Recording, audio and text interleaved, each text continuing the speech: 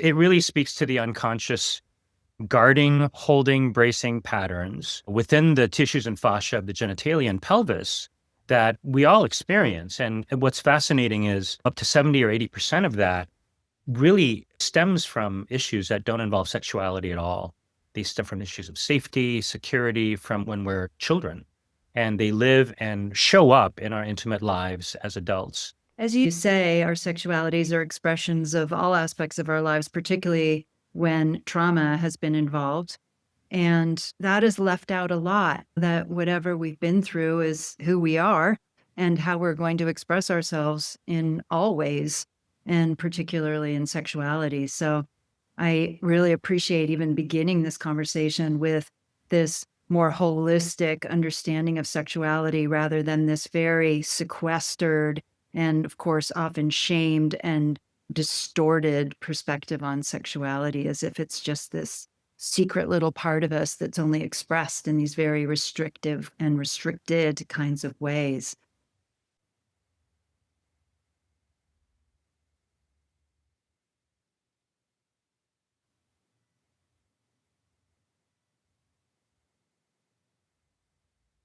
So, what if your body is not something you have, but is something you are? Welcome to the Brilliant Body Podcast. I'm your host, Ali Mezey, somatic therapist and sexologist with a lifelong fascination for the challenges and opportunities in being the bodies that we are.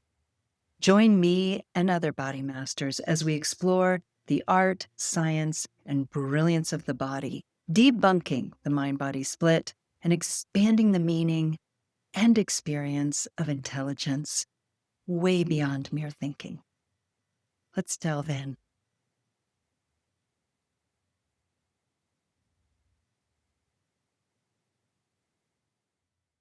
First and foremost, I just want to thank you all for being here, because it's such a special opportunity to be with my friend and colleague, Rahi, who knows so much, as do I, in the realm of sexuality, not just professionally, but because we're so interested in it personally. I'm going to start by asking Rahi a couple burning questions that I've been sitting on for the last couple months since he was a guest on my podcast. And then he's going to ask me a couple questions, which I'm really excited to hear what those are going to be. And then You're also burning, by the way. Oh, good. Excellent. And then we're going to open it up to you folks to ask whatever you want to ask of us, either questions you've brought with you, questions you may have had for decades in your life and haven't found the time and place and people to ask, or they might arise just organically as you're listening to this conversation. Also, I want to acknowledge that the topic of sexuality is a tender one for a lot of us. So it usually tends to take a lot of courage for people to show up and participate publicly in any regard to sexuality, unless it is a completely comfortable and natural habitat for you, which it is for a small portion of the population. But the rest of us might feel kind of vulnerable to be discussing such things. So I just want to acknowledge the tenderness, potentially, particularly if there's been any sexual trauma in your history, which is certainly the case for many of us. Anything you want to add to that, Rahi, before I do a little intro? No, I just want to echo how sensitive and tender and vulnerable a topic this is, and how we really want to invite and honor any tender parts to come forward and, yeah, to be honored. Yeah. Speaking of which, it's always, always, always good to just remind ourselves that we are the bodies that we can sometimes forget to experience in any given moment. So just notice, even with a little movement, or just maybe rub your thighs or your forearms or your hands together, just move your rib cage or your pelvis on your chair or sofa or bed, whatever you're sitting on, just to remind yourself of your body intelligence and presence, and that you are all of this experience, not just what you're thinking. So I'm Ali Mezey, and I've been fascinated by the body's intelligence since I was very young. I didn't really understand that's what I was up to, but indeed, everything I have been doing throughout my life has been about that, to understand why is it that my body knows so much, and or why is it that I don't know as much as my body must know about a variety of things? And how do I find out more about what it knows, what I know as the body that I am? I grew up as a dancer. I have navigated multiple injuries throughout my life.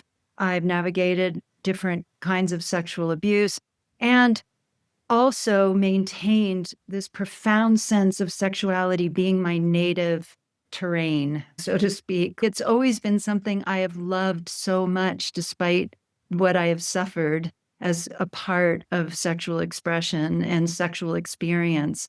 And it remains one of my greatest joys when I have the great opportunity to experience it in the way that I hope to, long to, and am capable of. So that is for me something that is so missing a lot in the world of sexology and sex positivity, in my experience, is that even in those realms, sexuality can be presented in a way that makes it sound like people are just having these explosive, orgasmic, polyamorous freedoms and experiencing all this stuff that the rest of us are like, why aren't I experiencing that? Or I am experiencing it, and yet something's missing, or my body is quote unquote betraying me, or I'm somehow not experiencing the pleasure or the body life that I want to. So I'm particularly interested in how to help people through different kinds of work that I do. The main one now being personal geometry, which after years of working as a constellation facilitator, I really came to streamline and understand that applying the innate language of spatial relationship was one of the fastest ways to find out what the body knows about pretty much everything. So that's a big focus of my work life right now, is helping people access what their bodies know about sexuality challenges. I also worked for years in addiction rehab centers, so I have an expertise working with addiction in this way and really getting to what the body knows about how that addiction is functioning. Super successful.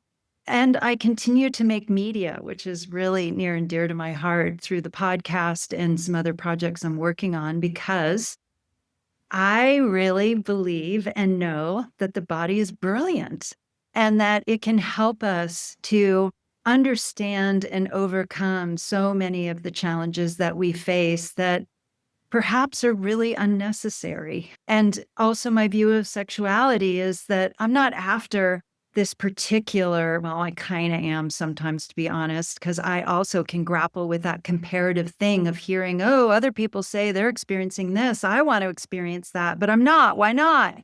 That can be true.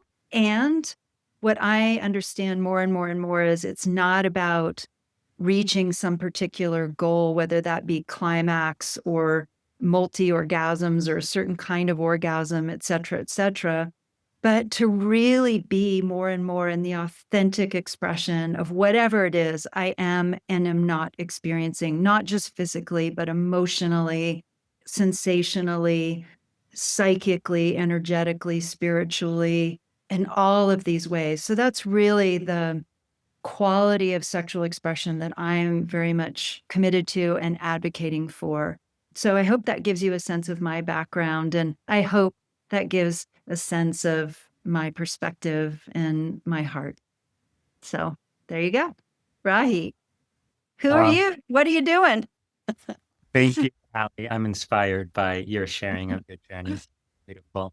And I love what a champion you are for the body. So my name is Rahi Chun, and my journey really started from the way I came out of my mom's womb. I came out with my legs mangled, and the doctors wanted to do surgery on my infant knees. But my mom, being a nurse, said no, and instead she lotioned and massaged my legs every night for 3 years. And so eventually my legs were like this, straightened, and came out like this. So my body really experienced that first healing through touch. And so as I grew up, I massaged both my parents and was really fascinated with that healing potential of touch. And I would say the next pivotal experience for me was being introduced to a Taoist teacher, Montauk Chia, and his work was all about the conscious circulation of sexual energy. And so just combining these interests of the healing potential of touch with conscious energy fascinated me. And eventually, I just found in my personal life that this combination led to spontaneous healing in the people in my life. And so over the years, I got a master's in psychology, and I was really drawn to a modality called neuroaffective touch, which examines how our initial touch and relational imprints as infants and children affect certain guarding patterns in the body. And by that time, I was a somatic sex educator. So I took the training through the lens of how do our initial touch and relational imprints affect our adult sexuality patterns, behaviors, and desires.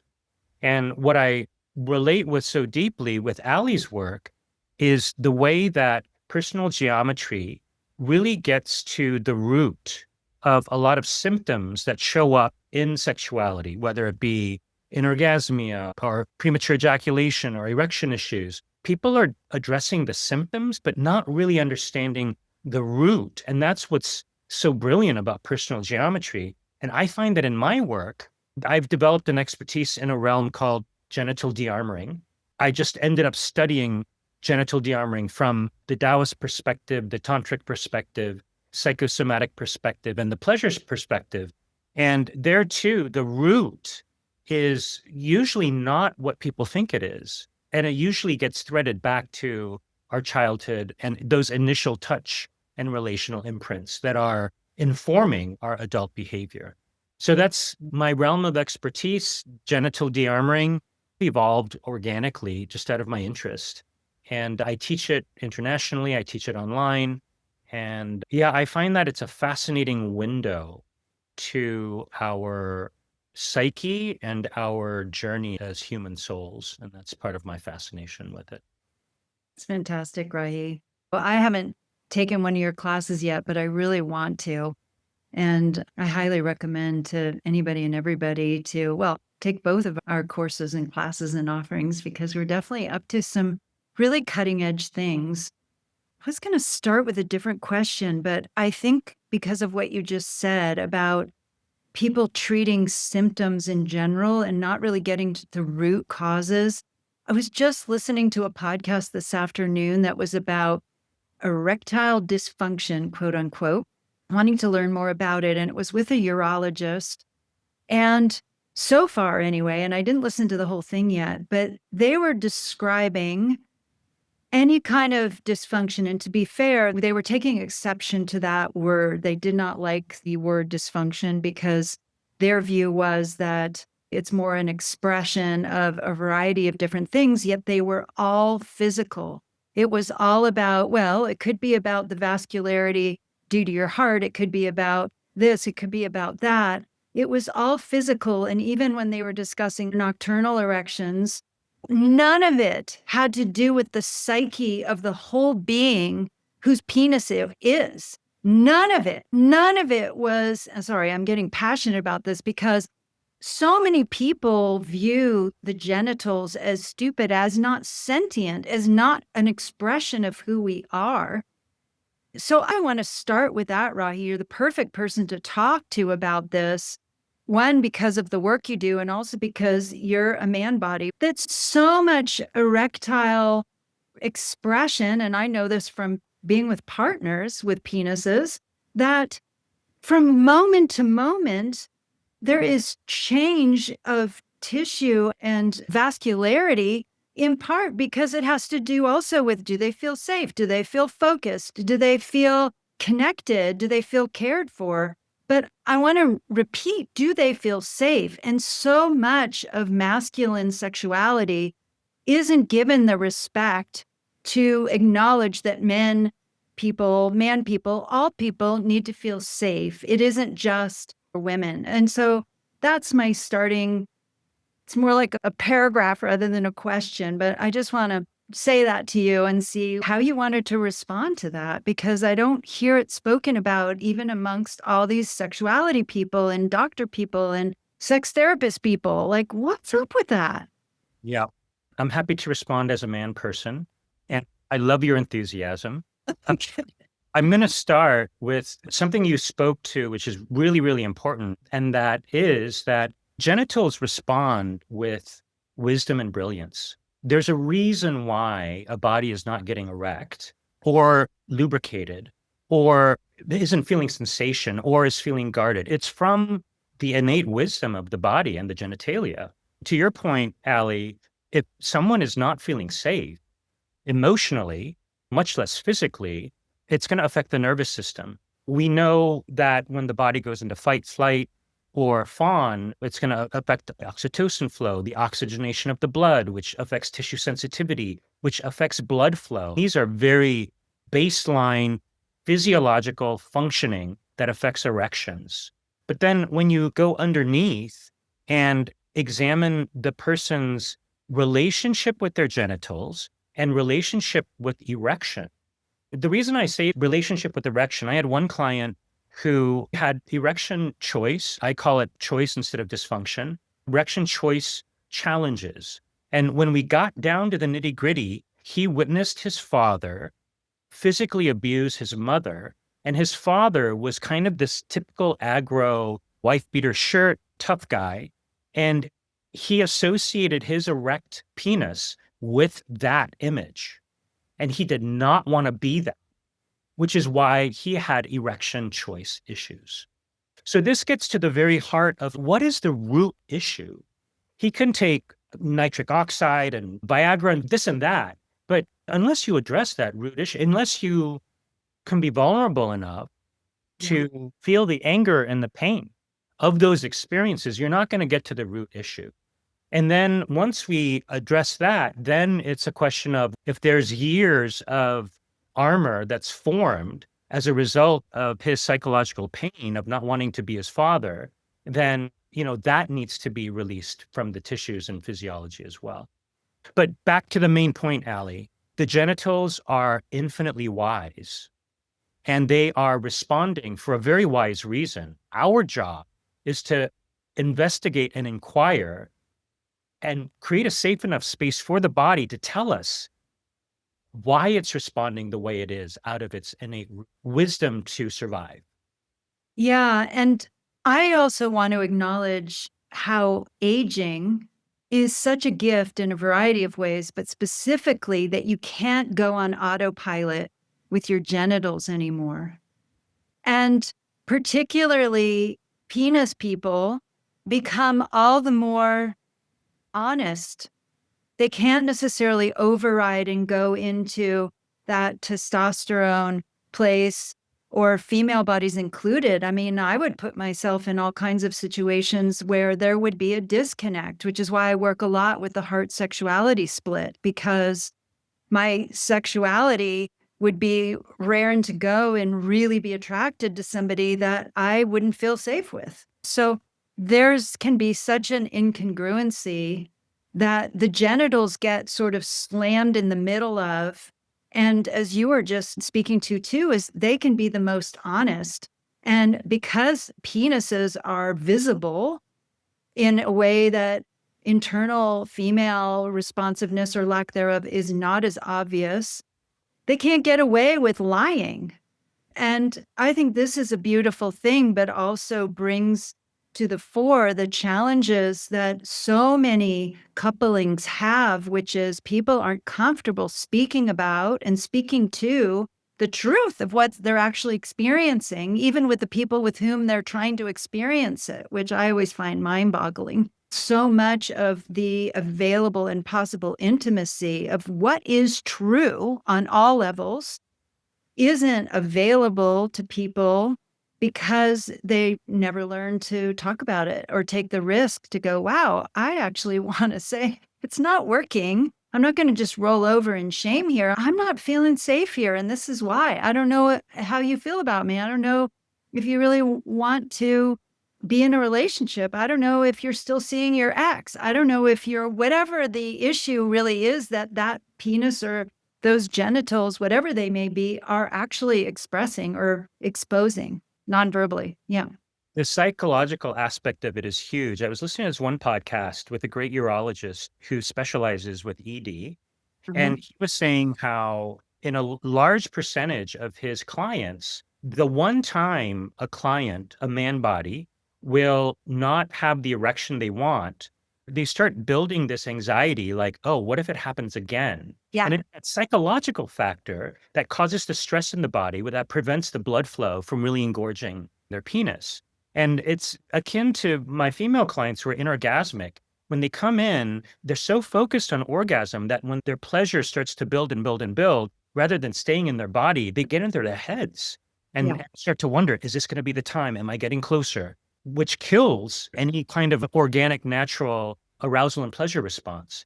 But with men, with male bodies, it's very similar. The one time they, for whatever reason, as you're pointing out, Ali, it could be emotional, it could be physiological, it could be psychological. For some reason, they don't get the erection. It's stuck in their head, and that becomes the monster that becomes the source of their erection choice challenge. Yeah. Yeah. So let's talk about female bodies too, Yes. specifically around orgasm. I was just did this beautiful Eventbrite actually last week, personal geometry, exploring our relationship to orgasm. It was so interesting because, of course, that's a complicated relationship for a lot of us.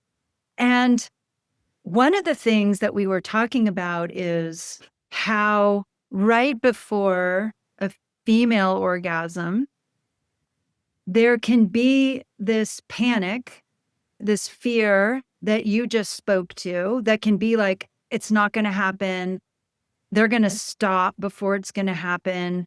They don't really want to be doing what they're doing in order to make it happen. I've already taken too much of their time and effort, i.e., maybe I'm not worth it. Maybe they don't really want to do it, i.e., men just want to get off and that they don't care about my pleasure. So even when they're telling me they want to give me pleasure, I don't believe them, et cetera, like a bunch of different really interesting things that happen almost pre-verbally or in a jumble in that last minute or two where that climax either prevails or it Mhm. doesn't and it just deflates. But somebody brought up something I think is so fascinating, which was, again, this nonverbal place. And I don't know if it happens in man people or not, but I've asked a few women lately and they recognize this place too. That's almost this existential fear of annihilation. I don't know if anyone relates to that, but almost like somehow, if this happens, something dangerous could happen. Like if I actually climax, I could die. And it's not conscious. It's hard to make that conscious. That's actually kind of happening. And of course, in French, it's named that, but I think it's something else. And I'm trying to understand it within myself to reverse psychology it and go, well, if I do climax, how would that change? Not, oh my God, I'm not going to. But what if I did? Am I going to bond to somebody who doesn't love me? Am I going to become addicted to them because I'm going to want more of these? What bad thing is going to happen to me? Does anybody relate to what I just said at all? Yes, Oh, yes. I see what awesome. you're doing. Awesome. Okay. So I'm curious what Oh, you know about this professionally and personally. sure, sure. And whether male people have the same thing, whether it's a similar, I've never heard a man express anything like that. Maybe your Montauk Chia understanding can help us understand another layer of why this is so deeply vulnerable in a way that, good old sex liberation just misses altogether. That there really is something extraordinary and risky about deep sexual contact. Yes, yes, absolutely. It is the surrender of the ego. It is. It is. It's surrendering to something that's greater than us, greater than our identity, greater than what we know, and surrendering into the unknown. And this is where I feel like our initial relational and love imprints play a role in our relationship with orgasm. So if surrendering to safety, a safe, intimate relational dynamic was not so safe, Yeah. that as we approach orgasm, there's going to be protection, there's going to be guardrails, there's going to be a pause and a pulling back. Because, I mean, that's our survival as a child. Was our home safe to surrender to something greater than us? Yeah. So, all of those things, Allie, that occur just at the precipice of orgasm are very real, and they do happen for man bodies as well, but I think in a different way. This is where the brilliance of the body's memory comes in, because I have a lot of clients who are female and in their teens and 20s, into their 30s, and even into their 40s, because their partners didn't understand their arousal anatomy. They went on a build, and then their partner, if it's in a heterosexual relationship, essentially released first, Mhm. rolled over, went to sleep. That memory is in their body. So as they're building, they're just on an unconscious and sometimes conscious level, they're just like, oh, please, this one time, can it be about me first? All of these things. And this is very tender. This is about what you alluded to. Do I deserve it? Am I worth it? And on some level, will they love me enough to stay with me until I have my experience?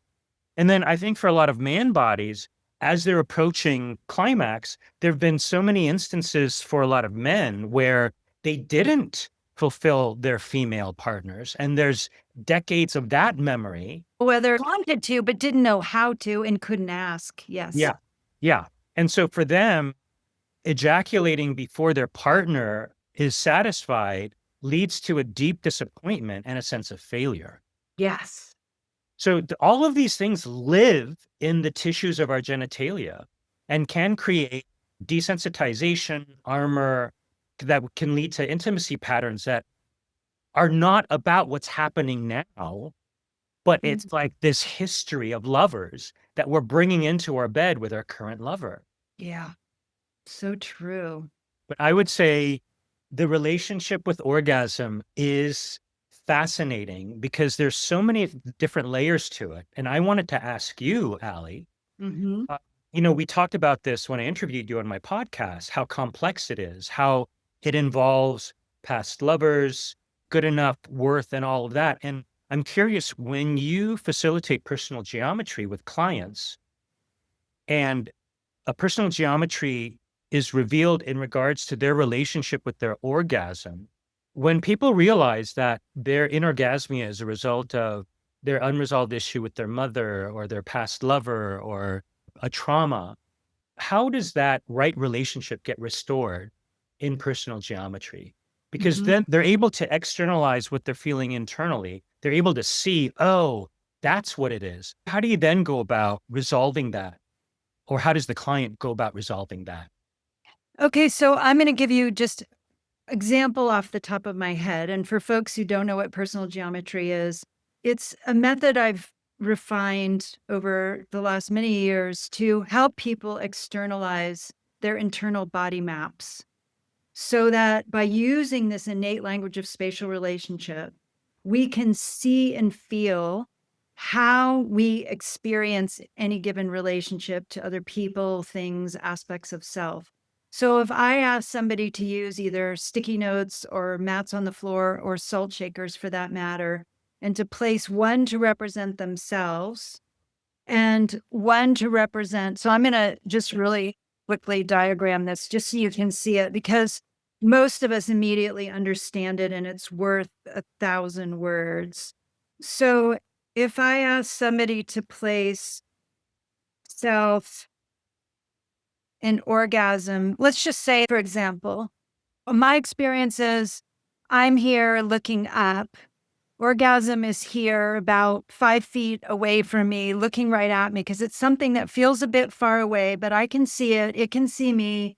And I'm really wanting it. It's on my mind a lot. It's what's right in front of me. And I look at it a lot. It's concerning to me. And then in listening to them, they're still hung up about somebody or somebody really hurt them. Let's say it's an ex of some kind. And I ask them, where would you place that? And they put it right here, for example.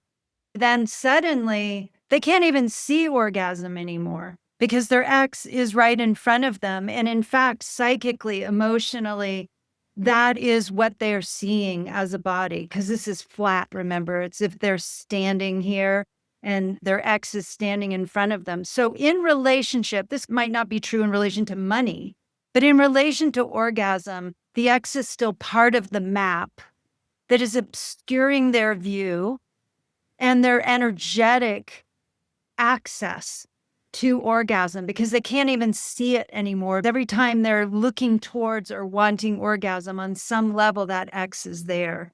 So to answer your question, what do you do about that? Usually there's something that needs to be seen, said, felt, and resolved here, of course, in order to be able to move this so that orgasm can approach, so that it can get closer, so that that relationship can change. And it may seem like these are just pieces of paper, but they are an immediate expression of the truth of what they are actually experiencing, which is validated over and over by the relief that people experience when they actually see it in front of them. And you can all do this at home. Place one for you, place one for orgasm. This thing is becoming about orgasm, Rahi. It's pretty interesting. Love it. And you can see, is it near? Is it close to you? Can it see you if it had eyes? Is its back turned? Is it right in reach? Is it underneath? Is it on top? Because I'm constantly obsessed with it or masturbating all the time. Or is it who I view myself as being because I'm really good at that? And that's how people view me, is like, oh, well, at least I can come. Therefore, I'm valuable as a human and as a partner.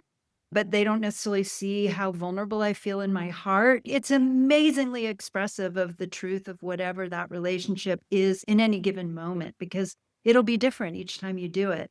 So again, answer your question, how you resolve it is first by seeing it, making it conscious, feeling what it's been like for you. And then, particularly with the help of some facilitation, getting to really recognize what's unfinished about it and what is, I love what you just said about choice, erectile choice, finding the agency to recognize that I don't want that map to be that way anymore. I don't want my ex to be blocking my way to orgasm anymore. I'm done there. Maybe I need to go plant a tree. Maybe I need to go write a letter. Maybe I need to go primal screen. Maybe I need to say, fuck you. Maybe I need to get a therapist, whatever it is. I just wanted to touch upon something you shared, which is your relationship to orgasm, and then you gave the example of one's relationship to wealth. And I feel like that can be the root cause, actually. In the same way, there's a glass ceiling that people have in the professional life. I see people have a joy ceiling or a pleasure ceiling. I wanted to ask you about that. It was on my Yeah. list. Yes. So the joy ceiling or the pleasure ceiling that people have towards resisting feeling too good, it could be, as we mentioned, a resistance to surrendering into the unknown, or the resistance to feeling like they deserve more. But a lot of times it is some traumatic event of loss in their childhood that they have not grieved fully. So, for example, I had a client once before she turned 5. She lost her beloved grandfather, her horse, and her dog. And she never grieved these things before she was 5 years old. So in the sessions, she resisted feeling too good, because feeling good on the other side of that was this profound loss that had not left her psyche. You know, when you drew that map, you shared about how the relationship to orgasm can often be a relationship one has to their joy ceiling, their pleasure ceiling, or their unprocessed grief around loss. I love that. I think that's brilliant. And also, what I will do when there's time is to not just have people map orgasm, or what I'm really meaning by that is actual climax, but to map pleasure itself. Because people might be very comfortable with pleasure, but not with climax, and vice versa. Mhm. So I think that's incredibly important to add, because, of course, there is so much focus in sexuality on genitals and not on the sensuality and the pleasure, the full body pleasure and really validation and comfort and communication that happens with including a whole body, which isn't just this myriad of sensations of touch with the skin all over in different places, which is just a orchestra of different options and textures and sensations and energetic releases. But it's also that, as you were saying about the genitals, Rahi, is that the history that we are is throughout all of us, and images will arise, and memories, and positive emotion, and negative emotion, and everything in between when the whole body is included. So, adding that too. Yeah, absolutely. There were so many things that you shared that prompted a response, but I couldn't keep track of them all. And now I'm like, there's so much. I know we could blab on and explore for hours, but I do want to give people an opportunity to share. Does anybody want to ask anything of either of us? Oh, I didn't want to laugh too much. I realized I stopped my pleasure reservoir because I did not want to laugh too much. So, does that mean for you, orgasm and humor are very linked, or is it joy specifically? Too relaxing? You mean if you laugh too much, you would relax so much that you might have an orgasm and then that would be dangerous? Is that the loop? Is that kind of the progression? Losing pee, huh? Oh, Wait, so is that the fear then? The fear is in losing pee and embarrassing? Oh, okay. Okay. I'm just sharing this because it's coming up. A lot of people are into pee play, just FYI. And I had a partner who wanted to be peed on, and just sharing that there's a lot of possibilities of what you can do here. If that is the thing that is preventing you from really experiencing the full pleasure of your body, the embarrassment of pee, it makes me curious about how you were reared, how you were taught potty training, whether it was really shamed. So that's one area that can be explored. But the other area is to really eroticize and make it fun. Yes. I want to just add to that that there is a lot of confusion too about what is female ejaculate and what is pee.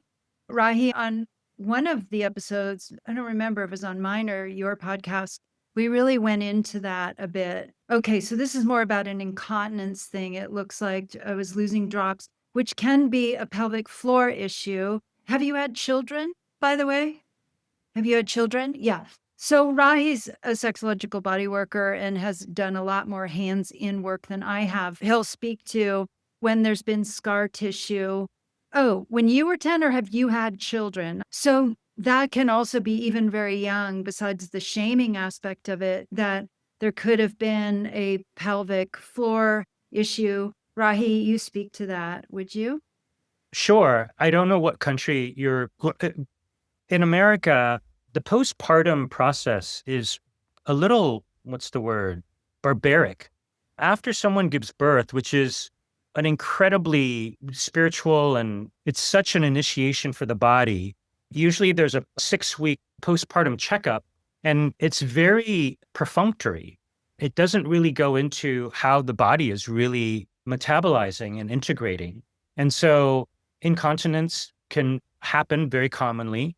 And there are ways, there's the jade egg practice, there are ways to strengthen those muscles so that incontinence is not an issue. It could also be that there are certain muscles that are actually too firm. If there are certain muscles that are too tense, what you want is dexterity. So it could be a matter of identifying what muscles are too tense, what muscles are too loose, and bringing dexterity to the pelvic bowl. There's also a process called thiel stripping, which releases the tense areas.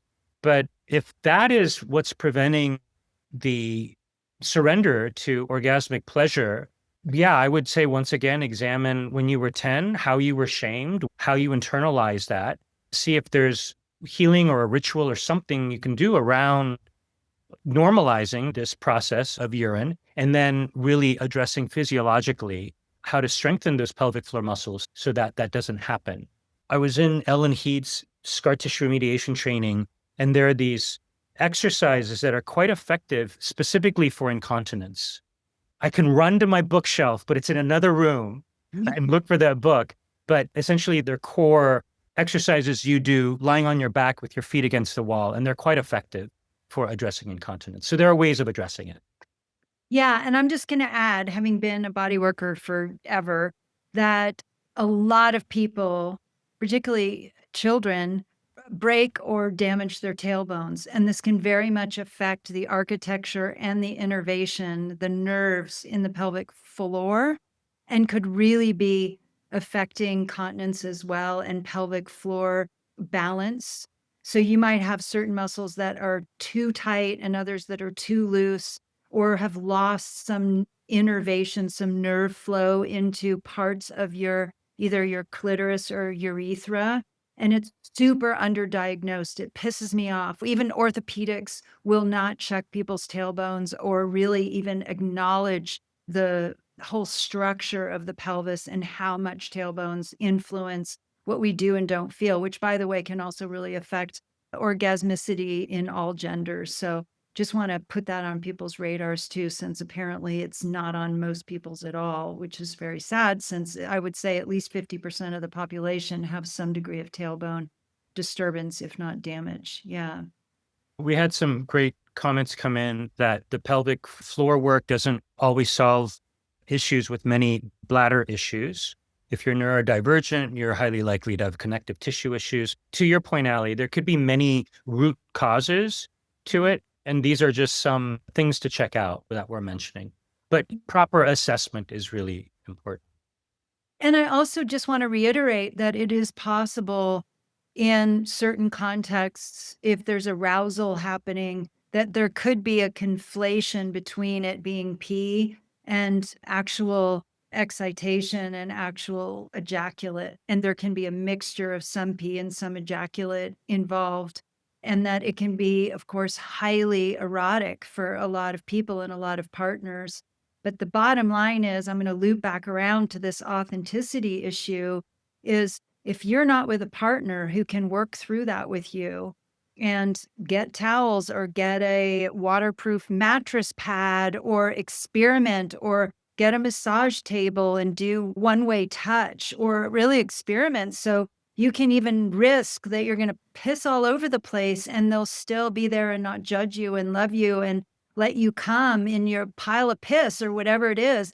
Like, staying in that authentic exploration with somebody who isn't going to shame you is just gold. And if the person you're with isn't up for that, then it's a question of, is that the right person? What do you think, Rahi? Yeah, I want to echo that by sharing that data-driven studies have shown that the emotional connection between lovers is the greatest indicator of sexual pleasure.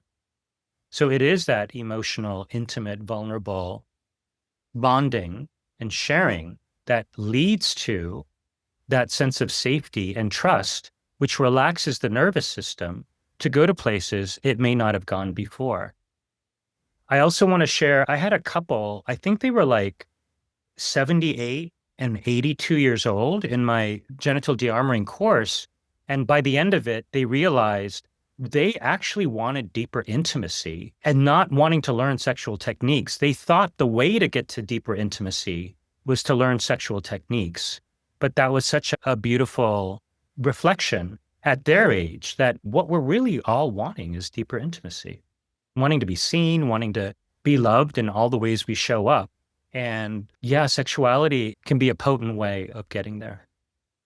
I don't know, Rahi. I don't know if everybody wants that. I don't think everybody does. I think they do in their heart of hearts and body of bodies, but I think that people are really scared and that some of us want it more than others and have to find other people who want it as much as we do. That's Yeah. my experience. Yeah, I agree. I agree. I think our nature as human beings is that, like in the neuroaffective touch training, they were really big on sharing that in the same way plants gravitate towards the sun for nourishment, we human vessels gravitate towards connection and aliveness. That's our nature. But I think it's all of the fears and conditioning and trauma, all the things that you've been mentioning that create this different protective shielding that shows up in our bodies that makes us want to perform instead of connect, or achieve instead of really be vulnerable. Totally. I mean, I was just thinking about even with the podcast, like, oh my God, my dog's barking. That's bad. That's not supposed to be heard and it's supposed to happen. And, that is being performative. And even in my own mind, yeah, you couldn't even talk. No, neither could I. Oh, it's so funny. But that's a perfect metaphor for what we're talking Yeah, about. You might be worried about pee trickling out of you, but probably the person you're with is so enraptured with how beautiful you are that they don't even notice, you know? right. It's just amazing. Does anybody else have a question, either to put in the chat or to just unmute yourself and ask us what you want to know? I wanted to highlight a comment that a lot of men's failure, the comment is men's failure to please a woman results in their putting more pressure on the woman to orgasm, which happens so often. So I often. feel like part of men's conditioning in our culture, I mean, it happens since we were kids and we engage in sports, which is all about scoring a goal and winning and achieving and results. And that shows up naturally in the bedroom, where I think a lot of men feel like their sense of value and worth comes from scoring the orgasm or providing some sort of result rather than it being about intimate, authentic connection. And Mm. then the woman or the partner feels like they're being used, feels like they need to ejaculate or have an orgasm in order to please, in order for the guy to be assured. And then it leads to a lot of fake orgasms and authenticity goes out the window. Totally. Because of course, cisgender girls are raised that at all costs, we have to take care of men's egos. I don't know about in younger generations, but certainly growing up in the 60s and 70s, that's what we were taught. We want men to feel like they're great and they're successful and they're fabulous, even while we're disappointed in ourselves and in them. And another snooze of an experience. Or some of us learn like, okay, I'm going to have to be responsible for my own pleasure, either in communicating it, which means I've got to know what pleases me, be able to communicate it. You can be very good at those two things, and the other person still can't deliver that, which can be very disappointing. It'd be heartbreaking. Thank you. It can be very heartbreaking and disappointing. And then let's say they can deliver it. And then you're in the situation we talked about at the beginning, which is, uh-oh, SpaghettiOs. What if they can deliver that pleasure, but they're, for all I know, sleeping with 3 other people? So there's another area where there isn't full authenticity. Like, I don't even know what our situation is here. To what extent can I really give into this and give to this and be given to in this? Yeah, there's so much we don't discuss, isn't there? So Yeah. it's, Yes. I want to touch on one thing, Allie, that you shared, which is once again, the degree to which we can vocalize and voice our body's desires. I feel like that again gets threaded back to our biological family. Were our needs respected? Were they invited? At the dinner table, were we told to finish our plate of food even though we didn't want to? I had one client who she went to USC, which is a big kind of sorority fraternity college down here. Every weekend, she would go to a party at a fraternity and sleep with a different guy. And when she was a child, it turned out that when someone asked her how she is, her father would answer for her. mm, So she never had any sense of agency over her own body. And we tend to internalize how we were parented. We treat ourselves the way we were parented. And so she not feeling like her body was hers, she would go to all these parties and anyone would just do whatever they wanted with her. mm. And then so you can imagine like the genital armor that builds up after that. But I feel like our ability to voice what we want, even the idea that we can voice what our body wants, it can all get threaded back to whether we learned whether our bodies are here to be honored or here to be subjugated to someone else's use. Yeah, and perhaps a more subtle version of that is how I was taught, which is, oh, sex is great, but I wasn't taught anything about the context in which to have it or to share it.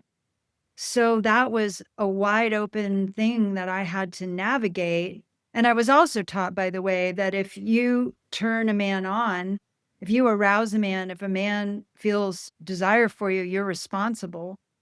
And if you're an attractive person, that's a lot of responsibility for a lot of arousal going on out there that somehow it's your fault Mhm. that others are experiencing, you know?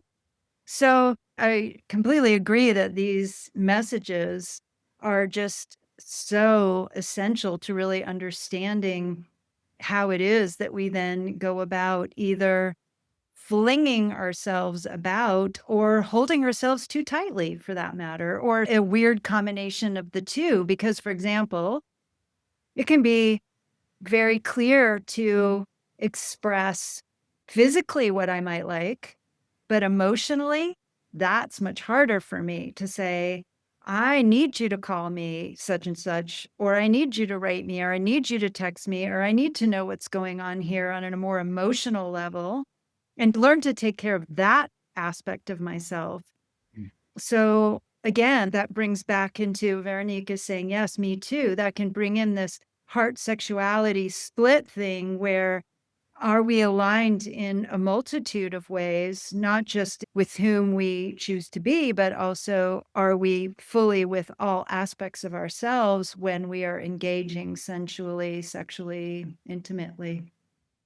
Yeah.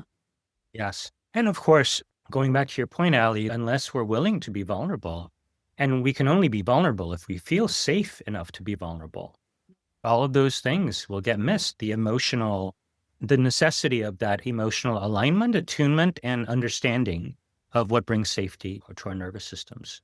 But wait, Rahi, what do you think about safety? Because to some extent, safety, certainly in the realm of physical survival, like just assuming you're not in a potentially violent situation, some safety is in the dialectic between you and whomever you're with or multiple people you're with.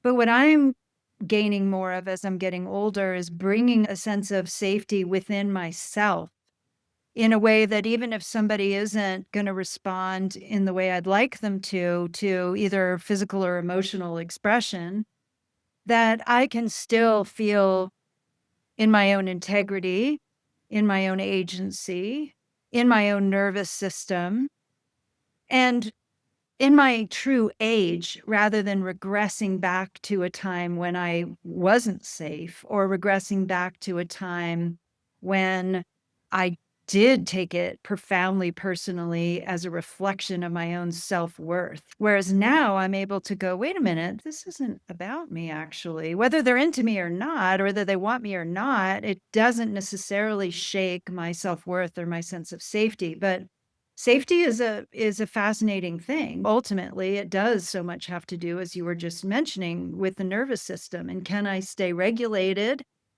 regardless of how this person does or doesn't respond to me? Yeah. I mean, it really calls on each of us to understand what brings safety in our intimate situations, what we need to feel safe so our bodies respond the way we want them to. And if those conditions are not there, how to vocalize and ask for them or get Or the help. or get the hell out. Yeah. Exactly. Yep. Yeah. Yep. Which hopefully is possible. There are times when that isn't possible, and then Yeah. you've got an assault situation or whatever. Right. And I do want to touch upon this because I think it's really important to say, which is we're saying get the hell out of there. For a lot of nervous systems that go into freeze Yes. or that have been conditioned to fawn, it's not such an accessible option to get the hell out of there. There may be, like, if I was a child and I couldn't get the hell out of there, I will develop strategies to make myself feel safe enough or get my needs met until I can get the hell out of there. And that's what a lot of people's unconscious strategies resort to out of survival. When your safety is being threatened, you will take the shower in the bathroom or have dinner and wait until that person's asleep drunk and then get an Uber and get out of there. That's what it's like. Our systems know how to survive. I'm so glad you brought that up. So let's talk a little more about that, about trauma and how prevalent it is. And of course, our clients I shouldn't say of course, because on one hand, I go, well, our clients are self-selecting. More than likely, our clients have experienced some degree of sexual trauma. But I think it's indicative of the population at large as well. The difference being that tons of people have experienced some kind of sexual trauma, but there's only a small portion of the population that is going to seek help for it, either because of shame or, let's face it, because of expense or because of inavailability to finding people that will be able to help them. I'll also say a lot of men don't realize that they were violated. Like, Yes. I had a client, it was a couple, and his first sexual encounter was when he was 5. He said it was another child in my neighborhood. I said, "Well, how old was she?" And he said she was 9.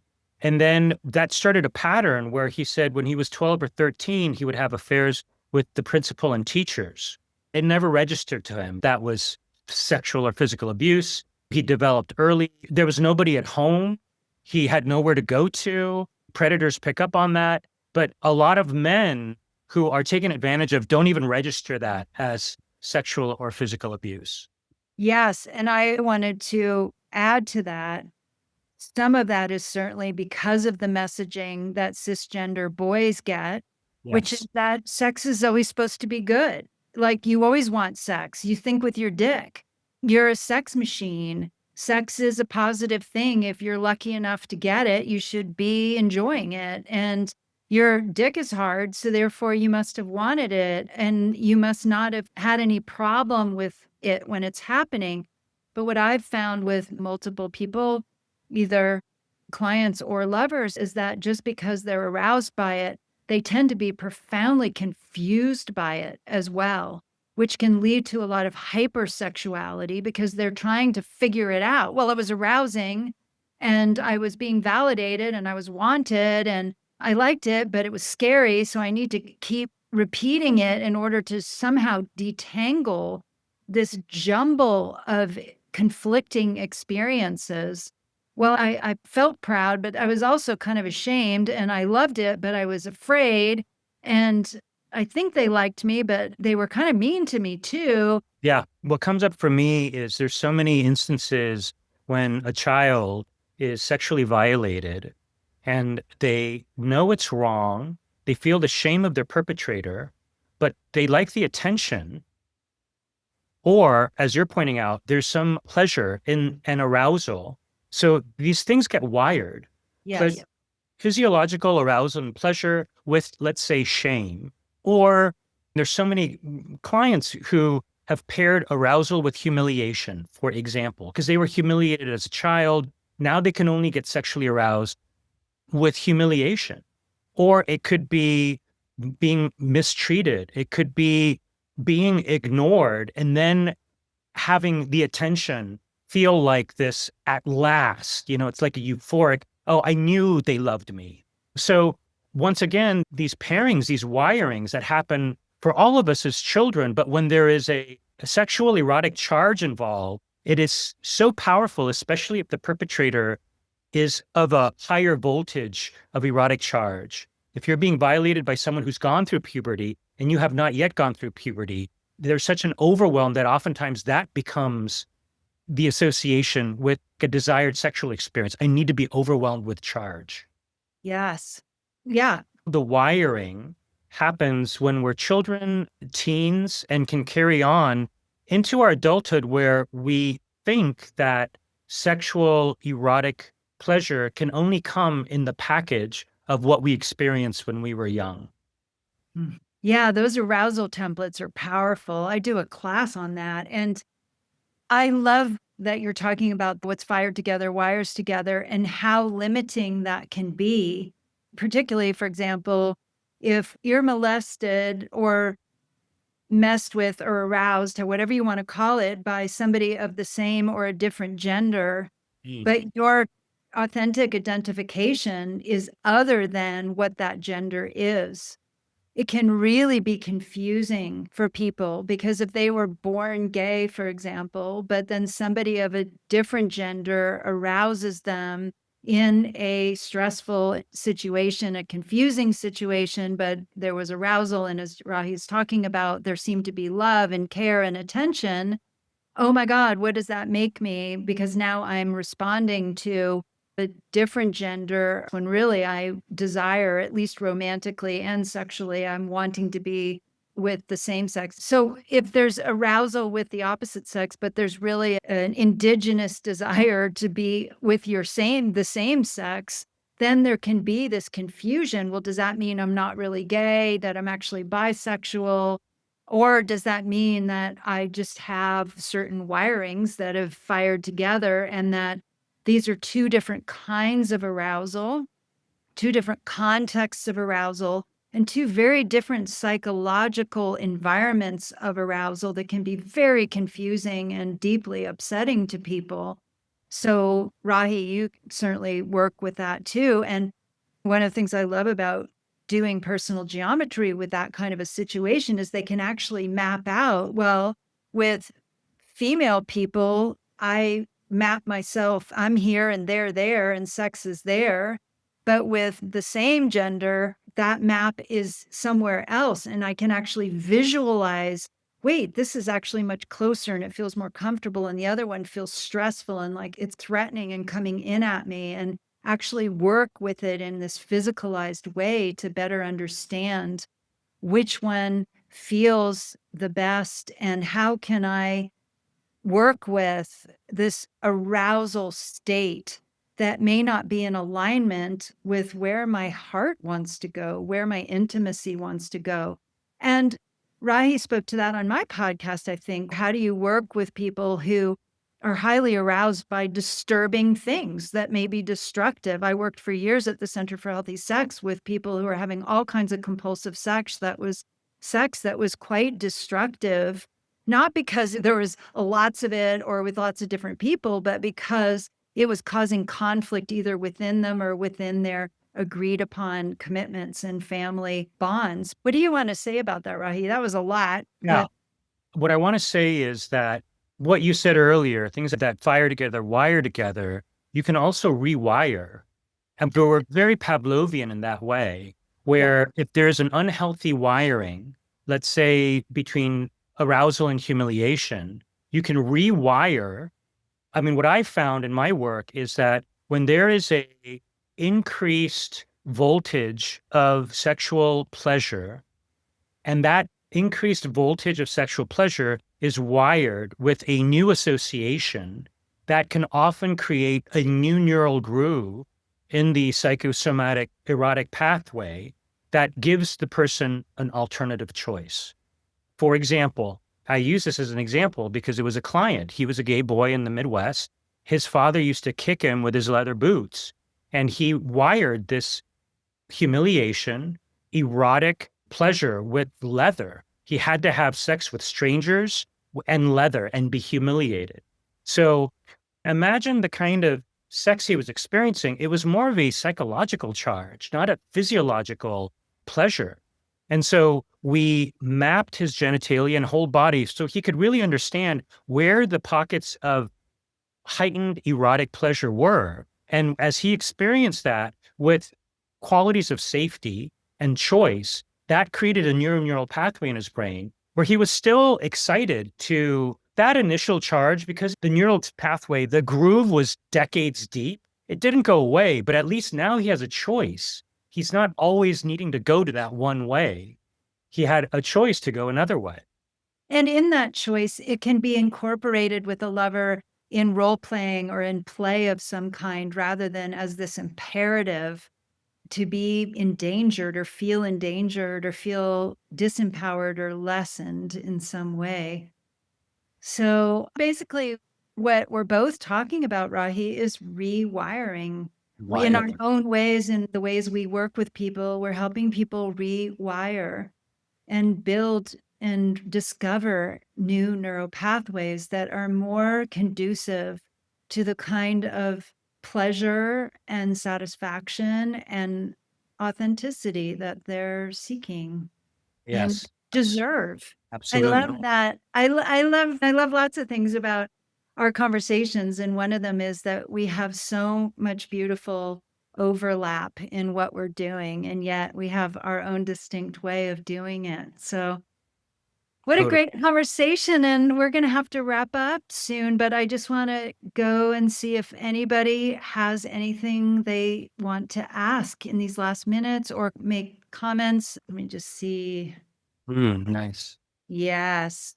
So beautiful comment. Just like you're talking about, I still want risk and intense sensation, but now with agency, choice, creativity, and fun. Exactly. And that's a whole other conversation too, Rahi, which would open up a whole other barrel of fish, which is kink, and how kink can be used consciously or very much unconsciously, and just keep grinding that groove, going over and over what might be destructive and debilitating in some way, or it can be used in a really powerful way to understand, make conscious, and give agency and tremendous pleasure to people who are exploring whatever that power dynamic is or whatever the content is. So that's a whole other conversation. It's a juicy one. My partner, who's also a somatic sex educator, Ariel, and I have been creating scenarios where we felt disempowered sexually and in the bedroom, and kind of role playing to create new stories in our bodies about those circumstances. And that could be really fun and juicy. You guys should give that workshop and teach us how to do that. That's fantastic. Yeah. I love that. All righty. Well, any other questions? And if not, we're going to sign off. Is there anything else you want to add, Rahi? Anything else you're either have coming up that you want to tell us about? Yeah, currently I'll be teaching the 3 keys to genital de-armoring, which is my signature course. A new cohort starts on January 14th. And in about a week, I'll be launching 2 other courses, Reclaiming Your Pleasure and Turned On by Touch. And all of that info can be found on my website. Thanks so much for hosting this, Allie. This was really cool. Oh, my pleasure. I really, really enjoyed it. I love talking to you, Rahi. And somebody in the chat said, when are we going to do a workshop together in California? So maybe we need to start scheming that one for when I'm back in May. That would be really fun to do something. And I am also teaching personal geometry, my 8-week class coming up. The next cohort starts in March. So stay posted, be on our mailing lists, and you'll find out what we're up to. And thank you again for being here. It was really special to be here with you all. Yeah, it was great. I want to say, Allie, I've never heard the word indigenous used the way you did when you said indigenous desires. I love that. I'm going to use that a lot now. What's Right an on. indigenous desire? That's excellent. All right, beautiful people. Let's just keep loving out there because the world sure does need it. So wishing you every blessing and lots of love, pleasure, and authenticity as you make your way. Lots of love, everyone. Take good care. Bye. Thank you for listening to the Brilliant Body Podcast. To continue exploring your body's brilliance, visit the show notes for resources and free events. And if you'd like to learn more about working with me, visit alimezey.com. And one more thing. There's a reason podcasters blab on about ratings and reviews. They truly help these conversations reach more bodies who are ready to reclaim their brilliance too. And it's so easy. You just go to the main page of the show and look for those 5 stars. Follow us if you haven't already. And best of all, write a rave review. I'd so appreciate it. It only takes a moment, and it's a gift that keeps on giving. And as always, and more so than ever, keep reclaiming your brilliant body.